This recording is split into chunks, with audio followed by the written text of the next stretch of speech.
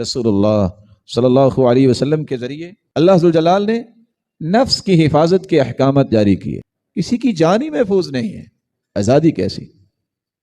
شریعت کو دیکھیے، یہ ہے آزادی کا پروانہ.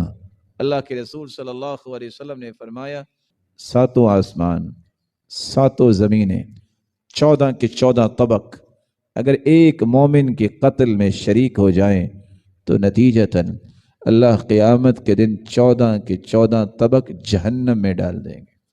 یہ آزادی. جہاں انسان کی قیمت گاجر مولی ہو اس کو آزادی کیسے کہتے ہیں؟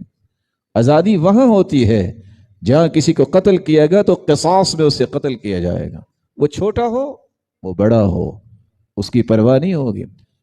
پرواہ ہوگی شریعت کی کہ اس نے قانون کو توڑا ہے، اس نے آزادی کے اس بندھن کو توڑنا چاہا ہے جس کی وجہ سے انسان آزادی سے اپنی زندگی گزارتے ہیں.